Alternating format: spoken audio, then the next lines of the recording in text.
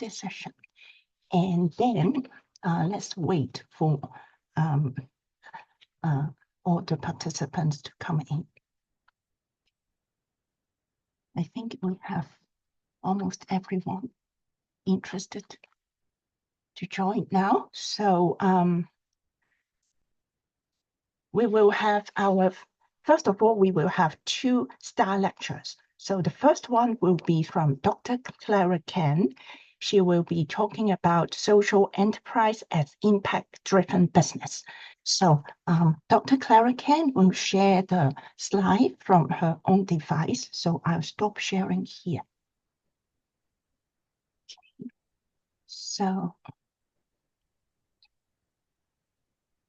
So welcome, Dr. Clara Ken. Please go ahead and give the star lecture to our participants. Yeah, good afternoon. How many people are here? Let me see. Less than 30, I think. Yeah, less than 30. So we have a small group, and welcome all. And today, I'm going to spend the next 20 minutes at most. Okay, the next 20 minutes at most.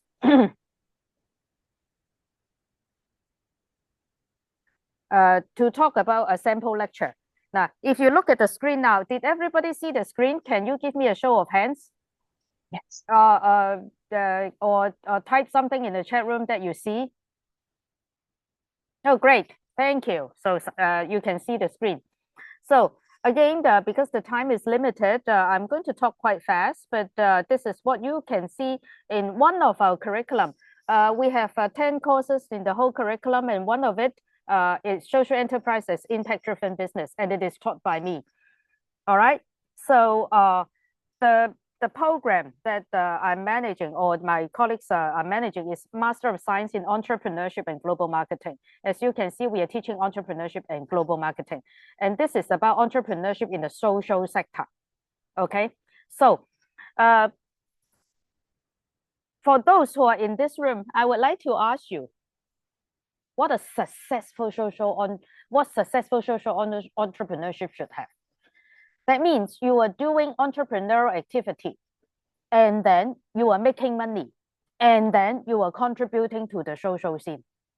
That is, you are contributing either to the planet or to the society or certain community or certain underprivileged community.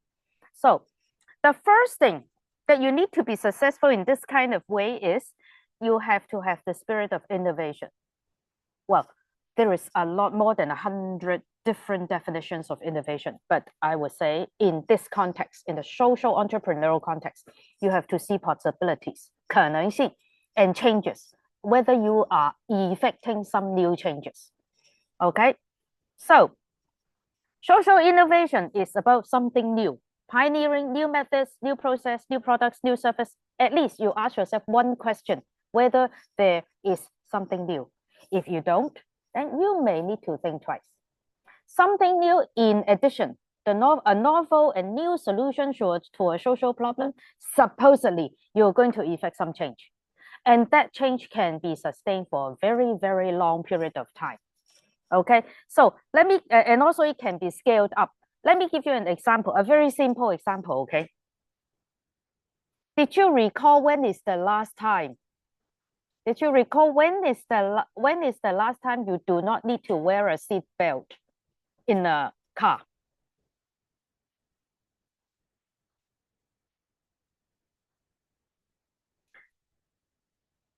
Yeah, promoting wearing a seat belt is about safety for the community. What we call these cause advertising or cause marketing. Okay, so a solution. So do you think that after we process, some of the countries in this world, or even our closer community in Macau, they do not need to wear a seatbelt at the back of their seat. Okay, so the thing is, if you are effecting some change with the promoting of wearing seatbelts, it is going to be effective in containing danger driving, and also it is sustainable. You can do it for a very long time. Can we scale up? Yes, scale up in a way that now we have seat belts for kids, car seats, and all that, and maybe later we can have it for the disabled. Okay, so, and then an entrepreneurial mindset also see a lot of doors. Doors, in a sense, is about opportunities. And that opportunity is the essence of this mindset is whether you can scale up or scale out. That means make the entrepreneurial initiative bigger and better, or have more influence. The main thing to do this is you have to ask whether you can see the same thing with a different perspective. Now, scaling up is you continue to do the same thing, but you do it in a bigger way. And the other one, I mean, graphically, is very clear. You continue to do something you are doing, and also in parallel, do something new that has a part is related to what you're doing. All right. And ready to deal with the wicked problem. Why I said it is a wicked problem? Because social problems is kind of, when we talk about it, it is always desirable, feasible, viable on the left side, okay, human-centered approach. But then most of them is related to poverty alleviation, that we have to change to make less people live in poverty. And the other one is social inclusion. So in the social entrepreneurial scene, we have work-integrated social enterprise. We have enterprise that help the elderly, or you provide service. You ask the elderly to provide services to normal people, young adults. In this generation, young adults has a lot of issues. I'm sure most of you, I mean, the participants of this this Zoom meeting, if you are interested in further your studies, you are also young adults. I mean, most of you. Effective education delivery and emotional issues, handling the emotional issues of young people is another thing that is very, very much called for in the society. If you have a bit of understanding on most of the issues that is related to social media or being displayed in the social media, you would have understand. And then the next one, now, you know why I call it the wicked problem? Because people with disability, it depends on where you live. Let me say, very difficult to find a job. So PWD on work integration is almost kind of impossible. I mean, in Hong Kong, the PWD employment rate is about 30% plus, less than 40. And then in the global number is like 60, but there are also other places that is lower than Hong Kong. Society, digital confidence for elderly people. So if they have to do everything with the digital device, okay, and the transformation would be painful and difficult.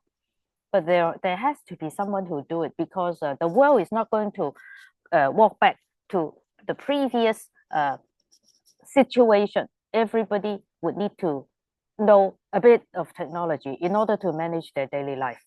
Okay, now in Hong Kong, even when you go to the hospital, I don't know about China, but in the part of the world that you come from, you just need to use this device to do all the registrations and payments and everything before you can go in. Or if you do not do that, there is a high chance that you need to queue up, and then you need to ask for help in order to complete the task.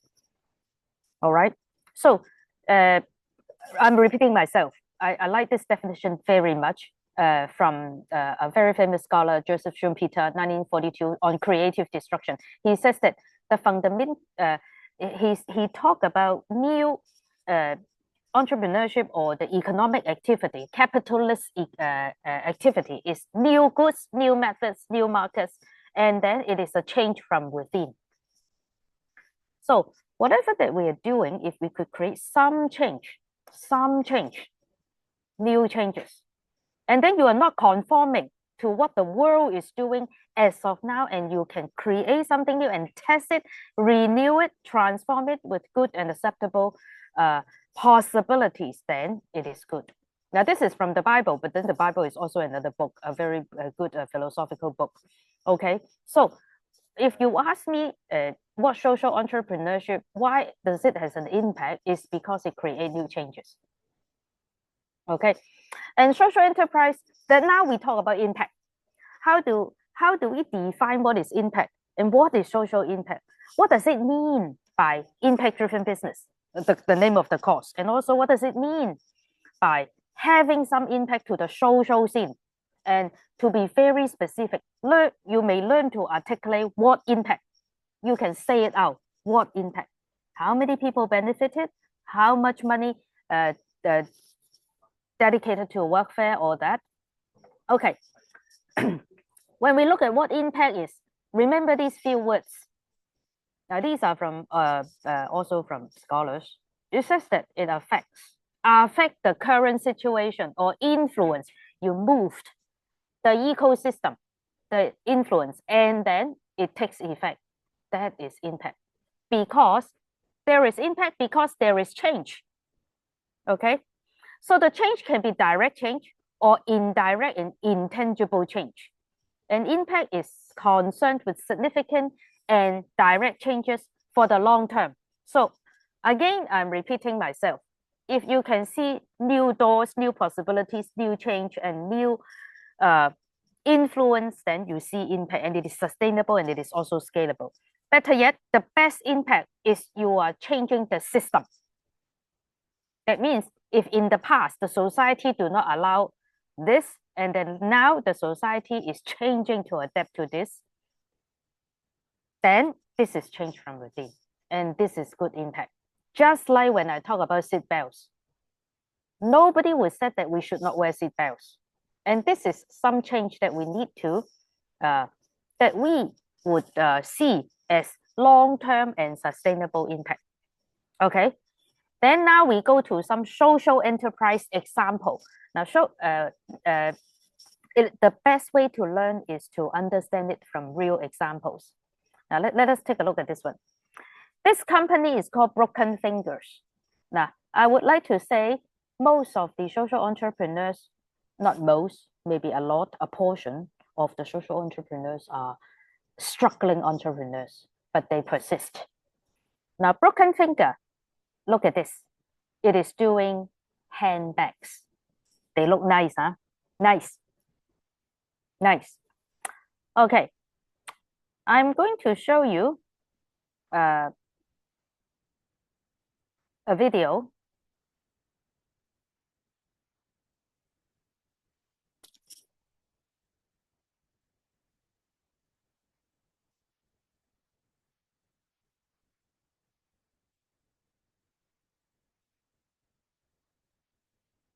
Give me a second. You have to see this.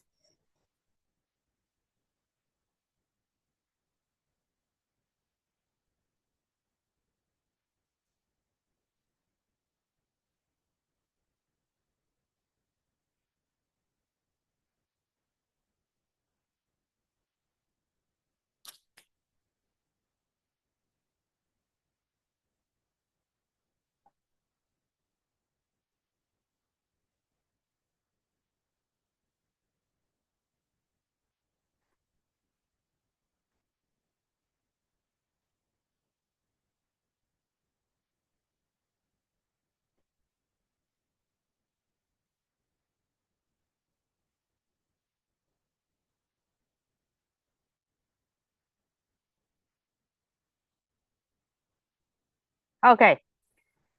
Thank you for bearing with me. You have to see this yourself. This is the owner, the founder of Broken Finger. Okay. And I'm sorry there is no English, but there is English translation. This is all in Cantonese. Fingers Plus 啦，係2014年創辦嘅，上年咧就轉型咗去做一個社企嘅。咁由最開始成立咧，我哋都係做手工嘅皮具嘅。其實我哋都有試過諗下，係咪要翻大陸做啦？因為其實個個 brand 都係咁噶啦，你想有個量喺度，你就去揾廠做啦。咁我叫羅商咯，我左眼嘅視力咧就係可以話睇唔到噶啦，右眼嘅視力就有2成。12年前啦，第一次接觸到皮革，即係可以用2塊平平無奇嘅皮啦，整咗啲嘢好似幾特別咁喎，咁就有咗興趣咯。機緣巧合下有人介紹，我哋就認識咗翠林工場，有自閉症啊，有唐氏綜合症啊，有好似阿雙咁樣係睇唔到嘢嘅，從來冇諗過隻有眼疾嘅人係可以縫線縫得咁完美。哇！佢哋整嗰個手藝咧，同埋個熱情咧，係好深深打動到我。咁我覺得啊，點解會冇人知道呢件事㗎？我覺得喺香港製造同埋揾佢哋做咧，呢件事係有意義好多。其中有位有自閉症嘅學員，平常人聽到自閉症就會覺得佢唔同人溝通啊，你要佢做到啲正常嘢做唔到㗎。咁但係我又見到佢打窿要好準好直咧，你縫啲線出嚟先靚嘅。佢打窿仲準過我，跟住佢好專心同好 focus，呢種精神係我覺得我哋可以喺佢哋度學習到嘅。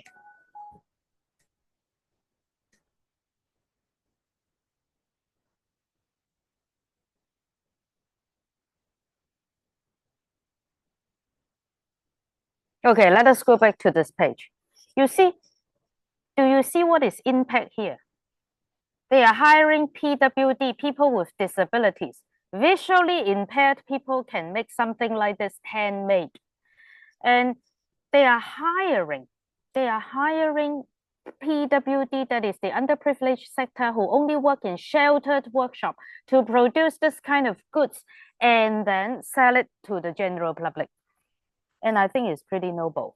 I mean, pretty noble. If you revisit the last slide, then you can see that how do they deliver impact and what impact? It is social enterprise. It is a social enterprise.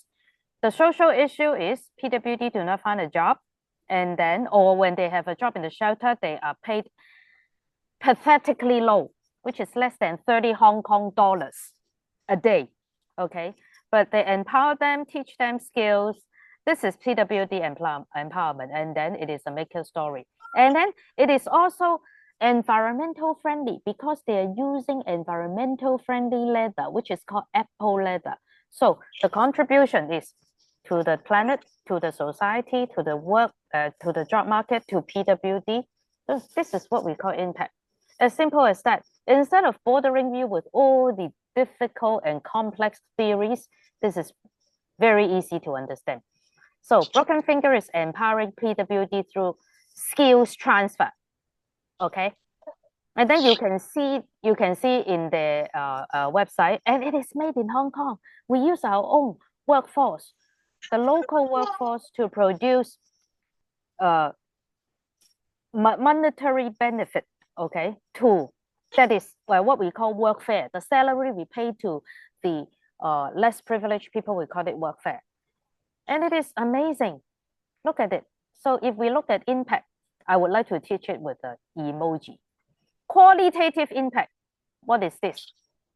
What do you think this is? Can someone, now we only have 3 minutes left. So can someone answer me if you are paying attention? What? Yes? Yes? Or you can type it in the chat room. No response. Now, if you are here to study, probably you should be a bit more responsive and more interactive. The first one, respect. Second, skills. The third one, they have a community, and this is empowerment. They are visually impaired, from not happy to a bit more happy to happy. And quantitative impact, they get salary. And the number of people who get a job is the quantitative impact. And number of handbags that is sold is also quantitative impact. And how much they're contributing to the environment is also impact. Sustainable, scalable, and impactful. So putting it back into words, this is respect, practical skills, friends, self-reliance, workfare, that is salary, beneficiary community is expanding, and the number of products sold is a lot because it is good product. Now, mind you, social entrepreneurship do not bet on sympathy. You want people to buy your products because it is good. Okay, so again, going back, revisiting, it is a business. It is social impact driven. There is impact. and it is easily articulated quantitatively and qualitatively, and it is for the long term. There are other examples that I may not have the time to go through, but look at this. This is a sumptuous meal, but they are soft food. They are not real abalone. And this one, this lady is hearing impaired. And this is exactly what she said. Don't bet on sympathy. We compete with quality.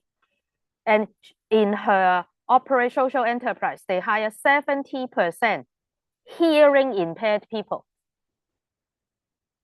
Okay, so this is a sample of our lecture.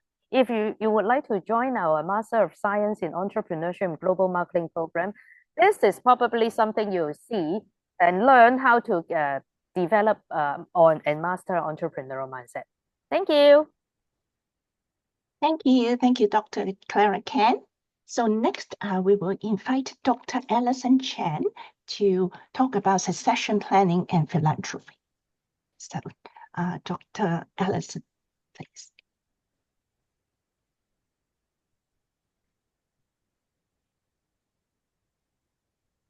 Hello, everyone.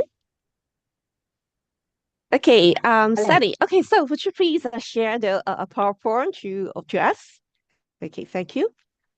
Hello, everyone. Maybe let me give you a brief introduction of myself first. I'm Alison. In fact, I have been working in the private banking industry, the trust industry, as well as the asset management industry for 25 years before joining the academic sector. So today I'm glad to share with you two contemporary business topics on succession planning and philanthropy. Okay, currently I'm in the capacity of Associate Director for Center for Family Office Management at Hong Kong BU. I hope today I can share with you some insights on family office as well as succession planning and philanthropy. Okay, so maybe next slide.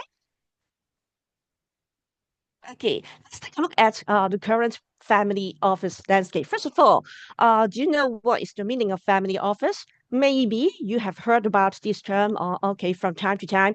In fact, family office services a lot of different financial functions for the wealthy families. Okay, so according to some research, it indicates that currently around the world, there are more than 20,000 family offices. Let's take a look at the diagram. For the past 15 years, you can see that the number of family offices was subject to exponential growth. What does it mean? There is a huge demand for family office. And what does it mean? That means people are becoming more wealthier and wealthier, and they have a lot of demands in, let's say, wealth management, wealth preservation, succession planning, philanthropy, and many other needs. Okay, next, please. Okay, next slide. Thank you.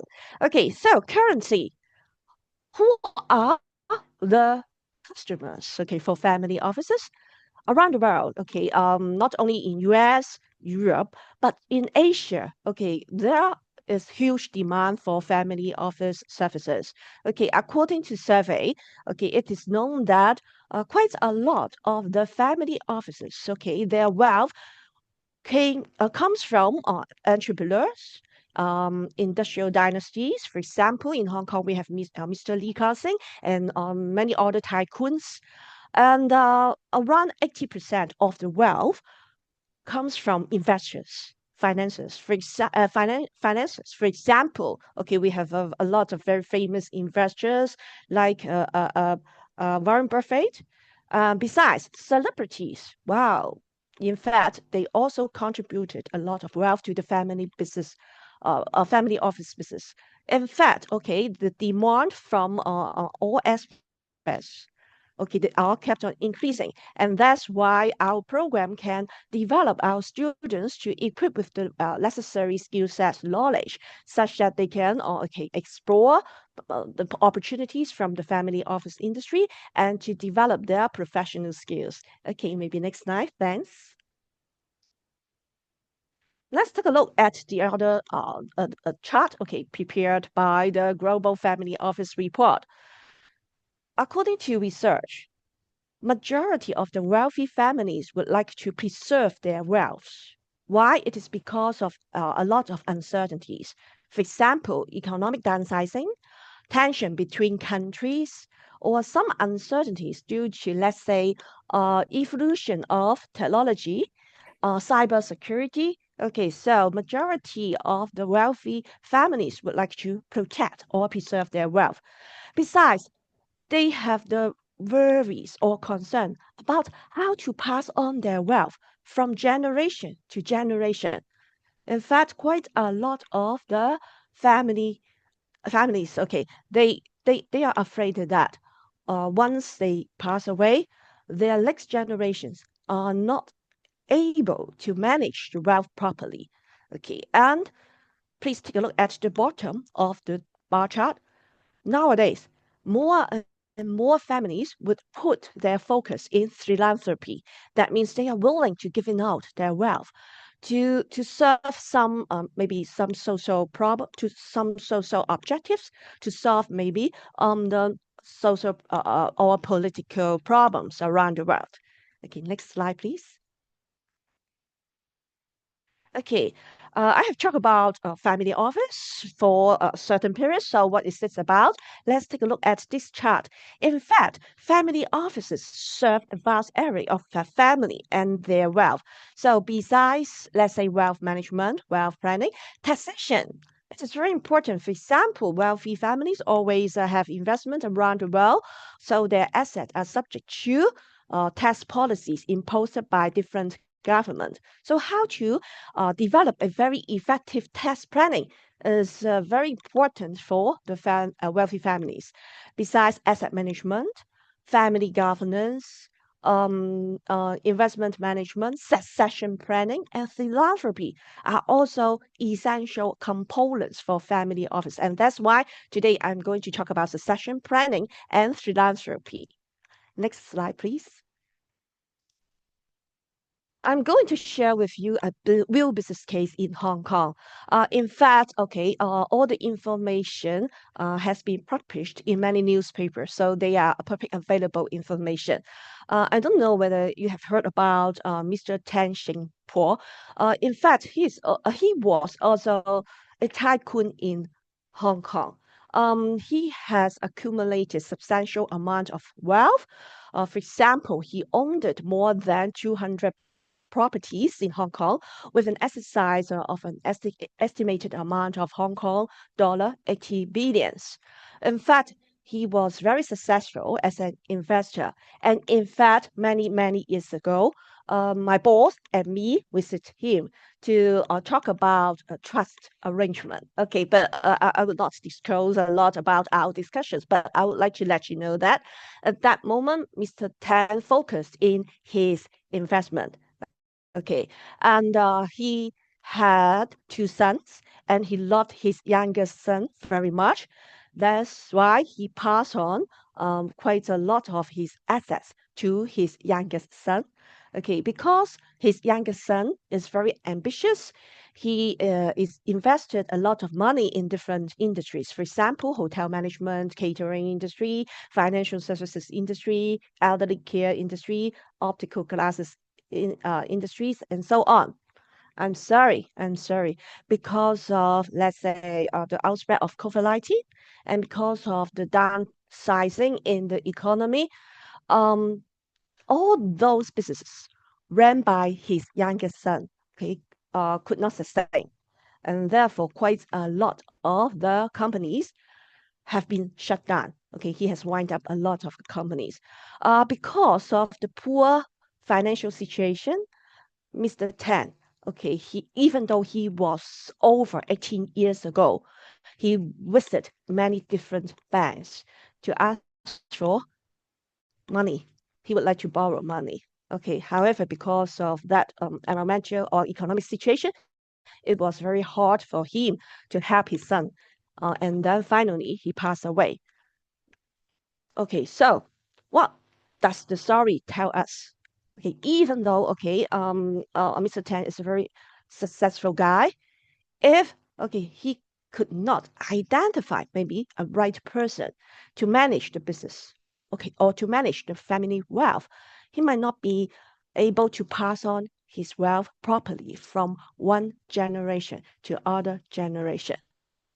Okay, currently his youngest son is subject to a lot of legal proceedings because he failed to pay the debt, he failed to pay the salary to a lot of employees. Okay, so next slide, please.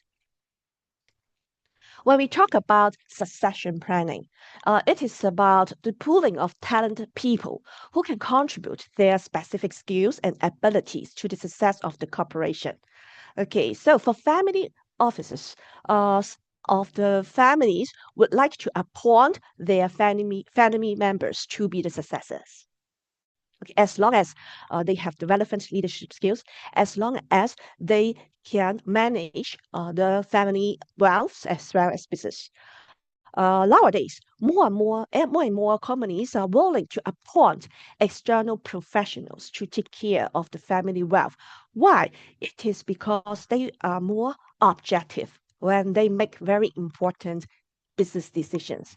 At the same time, because of their ample business skills or very experienced management experience in managing many companies. So quite a lot of large and wealthy families would like to appoint, let's say, CEOs or CIOs, chief investment officers, or chief financial officers from external parties to take care of the family wealth.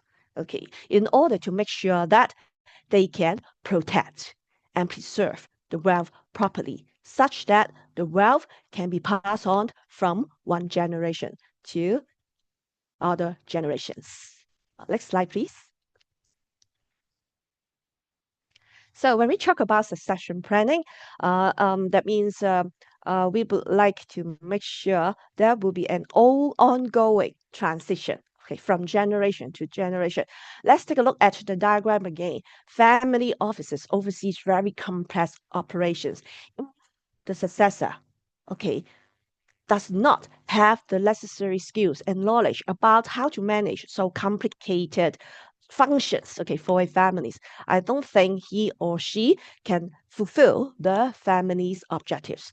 And that's why one key challenge is to balance the needs of multiple generations within the family while ensuring effective governance and wealth preservation. Why? It is because different family members will have different, let's say, needs, ambitions, or concern. Okay, so if we can appoint a capable leader or successor who can understand, okay, the governance of the family very well, who can understand the needs of different generations very well, then he can make the right decision, okay, to allocate the resources or to pass on the resources. Besides, nowadays we are subject to a lot of risks and threats. For example, cybersecurity, and therefore it is essential for the successor to be able to deal with a lot of crises. For example, PR, public relations, is also very important. For example, for the case of Mr. Tan Xing Po, okay, there were a lot of negative news about his families. So if the leader is capable to take care of public relations, this can minimize the damage to the family reputation. Okay, next slide, please. So how to ensure there's an effective succession planning? We can make use of training. We can make use of recruitment. We can make use of all the talent acquisition tools. For example, first of all, we can identify the potential successors who can share similar values with the family. Besides, okay, the successor should have the leadership skills, very good communication skills, very good business management skills, and very good asset management skills to ensure he or she can meet, okay, the needs and expectations from different family members in order to sustain the long-term goal for the families, in order to ensure the protection of assets and legacy over time. Next slide, please. Okay, In fact, there's a close relationship between succession planning and philanthropy. Today, okay, the second topic I'm going to talk about is philanthropy. Why? Let's take a look at this slide. Okay, according to a survey, majority of the family members will involve the next generation of as board members. And nowadays, the next generation would like to contribute back to the society. They would like to let's say, to help the needy ones by, let's say, for example, setting up family foundation or charitable foundation to put aside some family assets and then to contribute the asset to the needy ones. So when we talk about succession planning, if the successor understands clearly about the philanthropic objective from the family members, then he can minimize the conflict and to facilitate very clear communication among the family members about how to allocate the resources, okay, and give back to the society. Okay, next slide, please. When we talk about philanthropy, wow, many beneficials. Okay, they can have the chance for education. They can have the chance for medical treatment. Okay, majority of the funding come from maybe the charitable trust or family foundation set up by the wealthy families. So let's take a look how we can make use of philanthropy to make our family to be more cohesive.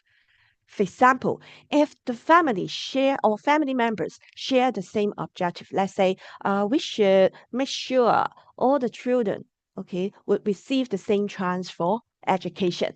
Okay, when the family members share the same will, okay, they are willing to set aside some wealth, okay, into the family trust of fund or family foundation, maybe to run some schools, secondary schools, primary schools, or even make donation to the universities to ensure majority or all the children would be given with the same chance for quality education.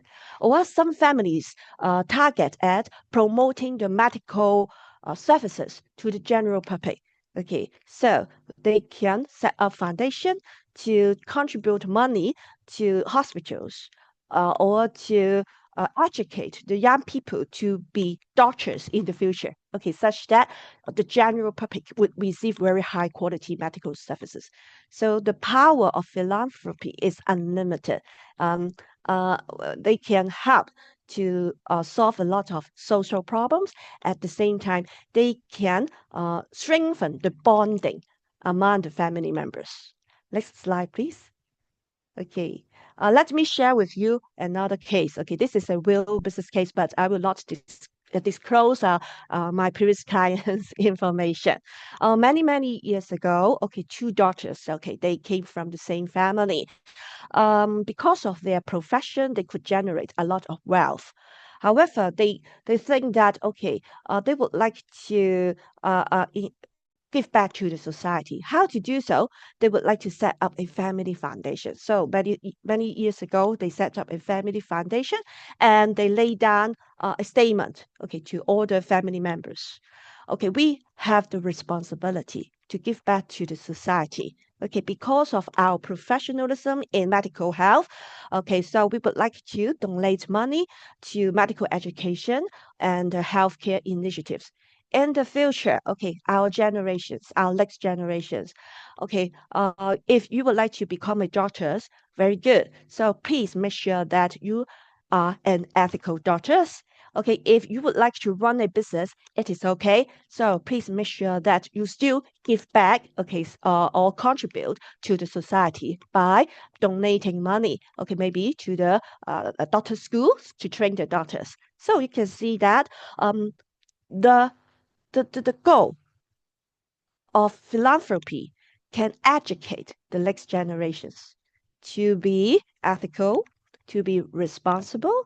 Okay, so their family members will show a lot of care and concern to the society. Okay, because of the family governance that have been set up by the founders of the family foundation.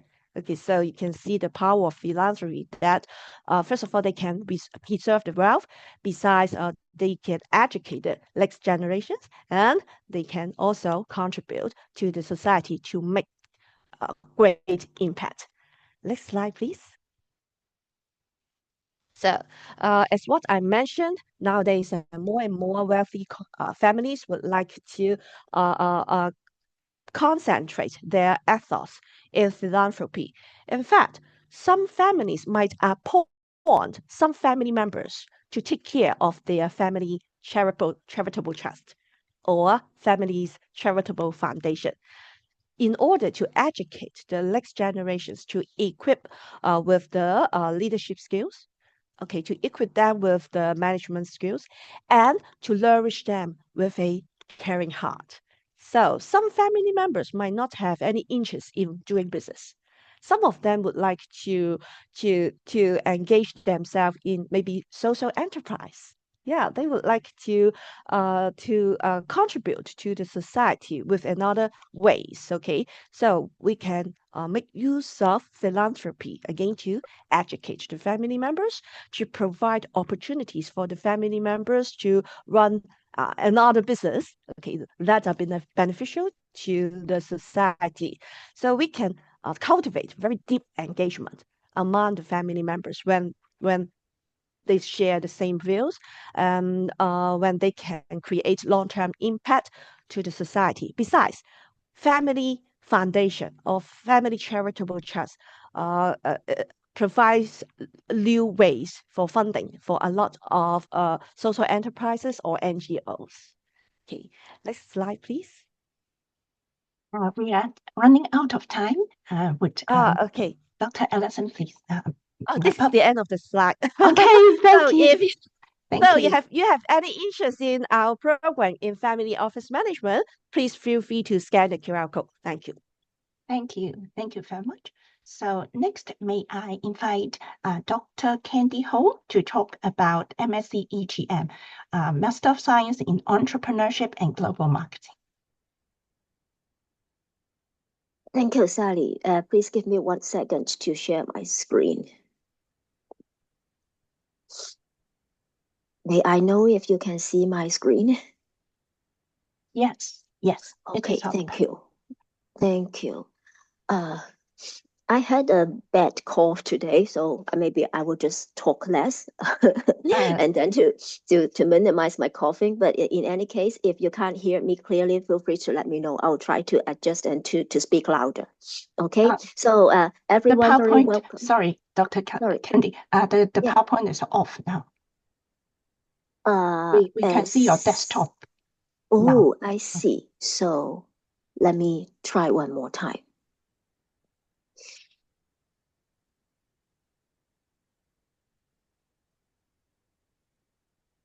How about now? Is that okay? Yes. Okay. Thank you. So let me start. Thanks everyone for coming to this info section. We treasure your presence very much. My name is Candy and I'm the program director for the Master of Science in Entrepreneurship and Global Marketing.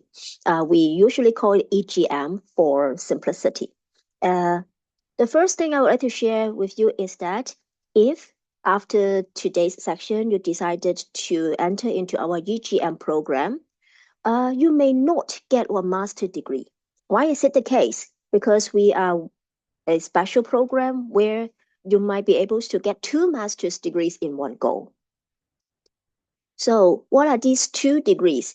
They are the degree offered by us, the HKBU, our Baptist University, as well as our French partnering institution, Grenoble-Le Management. I hope I pronounce it in French correctly, but Grenoble is a very famous city in southern France. And let me show you some more information about these 2 institutions. Okay, we are both very high quality business schools in the world because both institutions, the business school, they are triple accredited. Both of us have these 3 worldwide accreditations, including AACSB, ICWES, and AMBA. So how precious are they? Let me tell you one thing. There's only among 1% of all the business schools in this world are triple accredited. And if you study in EGM, you will get 2 master's degrees. One is offered by BU and the other is offered by Grenoble. So isn't that a precious opportunity?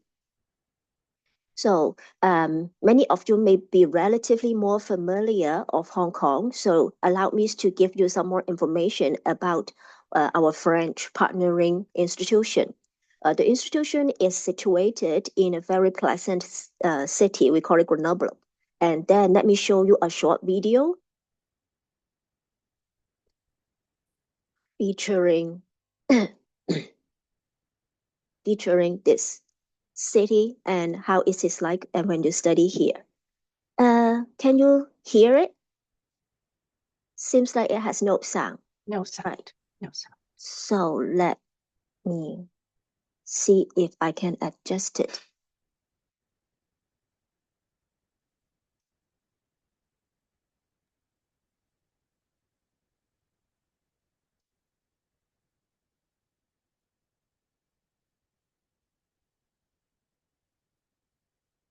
Okay. No sound. Still no sound? Oh, Yeah. it has on my side already. I think So you have to stop share and then share again with sound. Yeah. Okay. So let me try again. Stop the sharing. I think we're running out of time. So if that's the case, then I will just skip the video and then we Please. can go on again. Okay. Sorry that I cannot show you how beautiful the city is, but trust me, other than studying there, you'll also get the opportunities to see around the nice mountains or even enjoy some winter sports if you want to. And I am pretty sure that you know some background information about Hong Kong, and maybe you will also know more about our city from other programs introduction. So I'll just save the time here. Let me tell you the key points about this program. So how can I get a double degree by studying EGM? Here's the path. Okay, first of all, our program is 15 months long, so it's usually 3 months longer than most other one-year master programs. And the second special thing is that we start our semester in January. So if you come to enter our program, and the next cohort will start study at January 2027. And then you will start our program in Hong Kong. For the first semester, you will study there. And then you will have a choice. For the second semester, if you want to go for a double degree, you will study your second semester, which is from September to December in France. Okay, or if you want to stay focused, and you can also choose to continue study at our HKBU campus. So that means if you choose for a double degree, then the second semester you go to France. But if you want to have only a degree from our side, from HKBU, then you can get your study throughout the whole study in Hong Kong. Okay, and then for the last 3 months, you're going to either write an academic dissertation or a business project. And after that, you will get either 1 or 2 degrees. But please note that for the last 3 months of our study, you don't need to attend any lectures. So you can basically write your dissertation or business project anywhere in the world. And these are some of the curriculum in detail. Let me tell you one thing, that we will study about 1/3 of management courses, 1/3 about marketing, and 1/3 about entrepreneurship. And one more thing, which is quite special to our program only, is that we have quite a stringent IELTS requirement. We require a score of 6.5, and all the sub-brands needs to be 6 or plus. And if you are not studying in an institution before with English as the medium of instruction, you may also need to submit your photo score, and the minimum is 90. Okay, and for the scholarships part, I understand that you would like to know more, but let me tell you that we do offer attractive scholarships, and the most prestigious ones, the IPS, we will give you a full tuition waiver plus living allowances. Let me save that to the end of the presentation where we go back to the centralized room. Okay, so we look forward to seeing you on campus in January. Thank you. Thank you. Thank you so much. Next, may I invite Professor Alison Chen to come back to the introduction for the Master of Science in Family Office Management.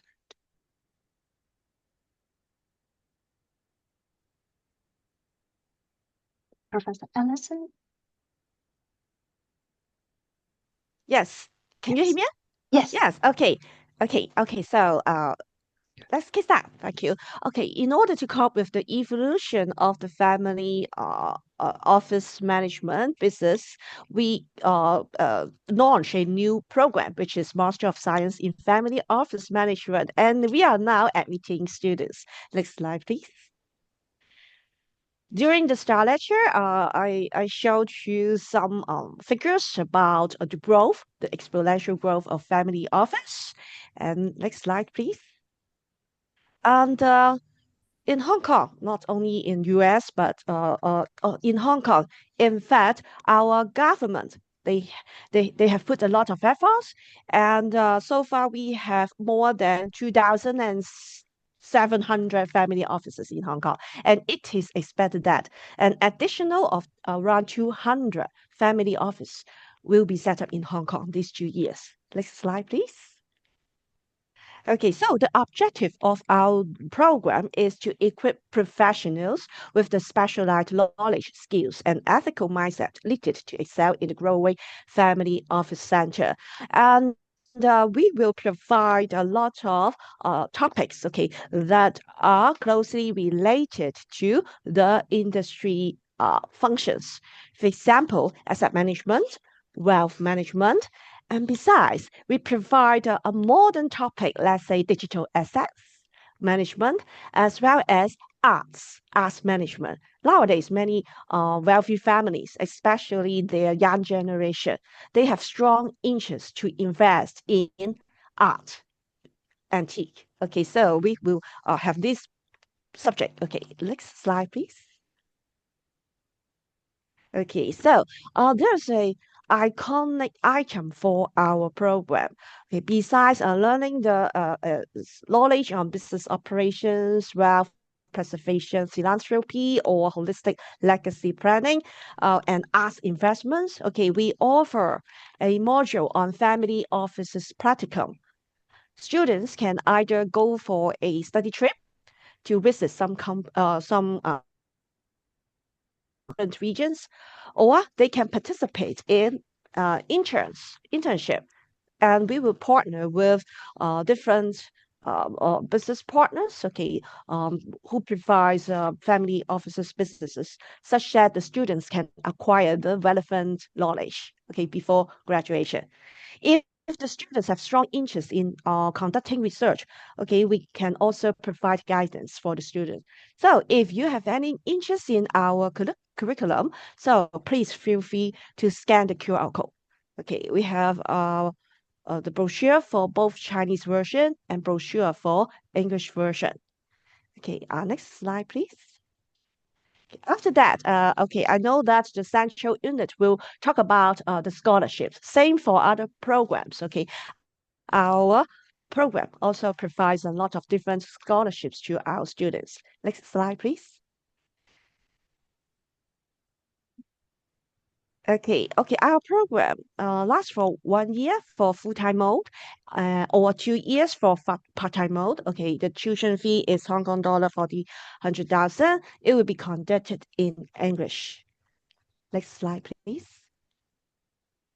Okay, so here are the requirements. For example, okay, if your first degree, your bachelor's degree is in a business-related discipline, okay, you are eligible to apply. Or if you do not hold a business discipline, okay, you can attend a mandatory 1-day pre-term bootcamp. Here are some other requirements, and no worries, okay, you can find it from our brochure. and website. Okay, next slide, please. Okay, just a screen cap for you to visualize. Okay, as long as you would like to apply for our program, you can go to the website of our academic registry. Okay, and then click the relevant faculty and type our program name. Then you can go for application. Next slide, please. Okay. Last but not least, if you have any questions, please feel free to send us email. Okay, our department, our program, okay, will address to your inquiries in a timely manner. Next slide, please. Okay, just say to share with you some information to let you know the reasons why this program may be beneficial to you, as long as you would like to grasp the opportunity, okay, from, let's say, the growth in the global wealth, the huge demand from wealthy families, or you would like to brush up your professionalism in, let's say, in taxation, asset management, or wealth management. Okay, thank you. Okay, this is the end of the program introduction. Thank you. Thank you. Thank you very much. So now let's invite Professor Frederick Yim to talk about Master of Science in Business Management. Professor Okay, Yim, so please. Okay, thank you, Sally, and welcome to this briefing sections. I am Fred, and actually, I'm now the Associate Director for the Master of Science in Business Management program. And today, I would like, because we just got 4 to 5 minutes, so I would make it very succinct. I would just try to highlight you some of the key features of our program. Okay, next slide, please. Okay, so overall, if you want me to summarize the program, I would like to say that it is about creating some transformative learning with global insight for all our students. So our program is more targeted at students without much business background. So this is a more like a general business master degree. So if you don't have any background, if you're not studying business before, no worry. Actually, you will be able to get equipped with some fundamental business knowledge through our program. Okay, next slide, please. Okay, so a few key features that I would like to share with you. First of all, we actually design a more holistic curriculum.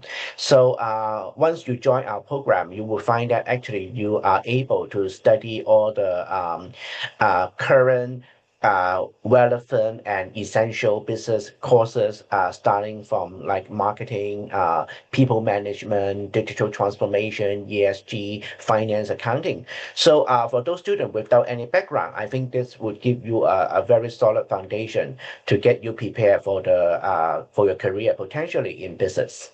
And we are actually we just finished the revision to our curriculum 3 years ago. So we have some very specific courses actually in response to the latest development in our business world. For example, we have the ESG integration, we have the business economics for data analysis, something like that. So we are actually trying to stay close to the current development in the business world.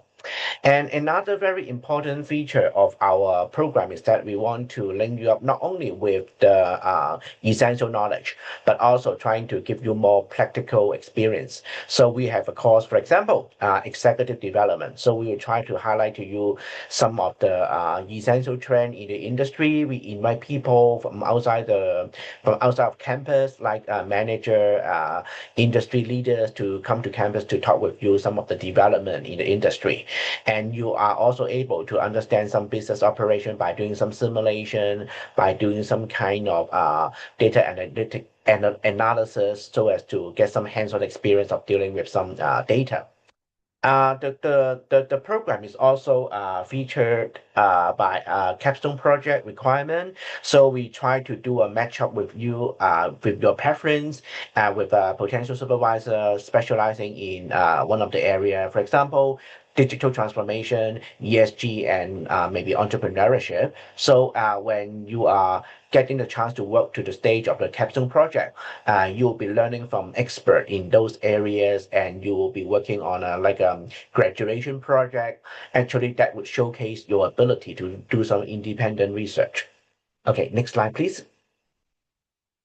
Okay, as I mentioned in the opening, our program is also very much focused on the international exposure. So in this regard, actually, the one of the very attractive features so far that we got a feedback from students are we need our student to go for the business field study, and this is a 1 week kind of field study, and we have the pleasure to visit, for example, France, Germany, Spain, and Netherlands, Australia. So for the field study, you are actually there to really immerse yourself in some another cultural setting, and then you can explore the company in doing some practice in another part of the world. So I think that is a good exposure opportunity. And also we have the international exchange opportunity. So once you finish our program, you can also be able to join some international exchange to further your international experience. Okay, last slide. Okay, I know we're running out of time, so if you want to know more about our program, please go to the website. There's a QR code, and you can give us a call, and feel free to drop us an email. And one more thing is we also offer scholarship, and I think we will be covering the scholarship part in the main room. So we are actually looking forward to welcoming you to join this general business program, and you will be able to learn a lot, and then with a lot of international exposure with practical experiences. Okay, thank you. Thank you, Sally. Thank you very much. So next, we would like to welcome Professor Chen Ga-lun to introduce the Master of Science in Applied Economics for us. Okay, Professor thank you, Chen. Sally. Yes, so thank you, Sally. Good afternoon. So I have to share my screen first, I think. Okay, so, and then let me present the PowerPoint. Can you see it? Can all of you see that? Yes, Yeah. clear. Okay, good. Thanks very much. Okay, so good afternoon. Thanks very much for joining this info session. So I am the director of this program. I am Dr. Karen Chen. And well, actually, for this program, MSc in Applied Economics, as you can see from the name, actually our program is not just simply talking about the theoretical part of economics. Our program actually also talk about the applied application part of economics. So the goal of our program actually include two goals. First one is, of course, is to train our students to pursue further studies. Okay, for example, to continue their study in PhD, or actually many of our graduates will also develop their career in the banking and financial sectors. So how can we achieve this goal? Well, actually, we have grouped our courses into 3 different categories.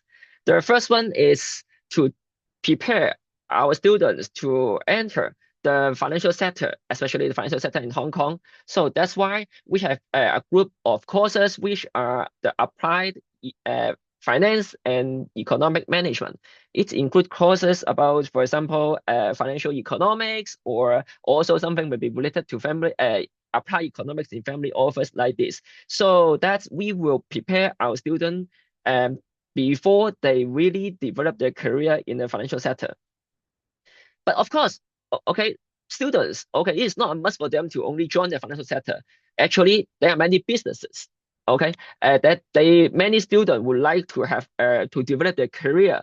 And because of this, so that's why in the category 2, we also offer different kind of courses, like area courses related to sustainability, ESG, and digital, for example, digital market, to prepare our students, okay, to enter different kind of businesses, especially in Hong Kong.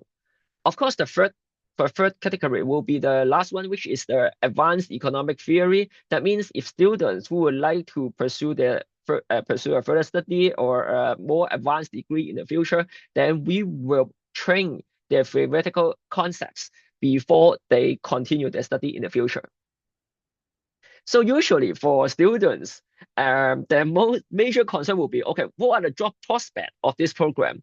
Well, I can tell you actually many of our graduates will join the different kinds of banks and banking sectors in Hong Kong. Especially some decent banks, for example, BOC or UBS. Okay, and apart from it, some of them will also join some security companies, and actually some of the students will also join, for example, other kinds of companies or institutions in the financial sector, just like HKMA. And then, well, actually, you may think that, okay, so if you study economics, so what kind of job that you can pursue after your graduation? Is it just analyst? Some of them work as analysts, but for others, sometimes they will also try to get more specific jobs. Okay, for example, digital assistant, risk and compliance analyst, or even group MCP coordinator. So you can see that actually, okay, they can work on many different kinds of jobs in Hong Kong. Okay, and apart from it, our programs has a lot of collaboration with the industry. For example, in recent months, our school have signed an MOU with the CFA institutes, and actually our program is the first, one of the first program, okay, which is offering a course, okay, preparing students to take the CFA Sustainable Investing exam, and under the collaboration with the CFA institutes. So you can see that the CFA representatives actually they come, okay, to our school in order to deliver a session about this. And apart from it, also we our programs also is highly recognized by other many institutes or parties in Hong Kong, just like the HKIB, the Hong Kong Institutes of Bankers. So actually, after studying our program, you will gain module exemptions from the Institutes of Bankers under the certificate, which is related to the ECFGSF. Okay, so I know that time is short. Okay, so I also keep it short. So now, if you are all the candidates who are interested in our program, you are welcome to visit our website or contact us through this email. So I hope that I will have chance to see you all in the future. Okay, so yeah, I will try to keep it short. So this is the end of my introduction to my program now. So let me pass back the time to us, Sally. Thank you. Thank you so much. Thank you for all the program directors who share the insight of their program and share with us their program. So now we have to join back into the main room. How we can do that? You have to click leave room and then click go back to main room. Yes, leave breakout room to enable to do that. So in that section, we will come back to talk about scholarship, entrance requirements, and all the question and answer. So please do that. And we will wait for you at the main room. Thank you.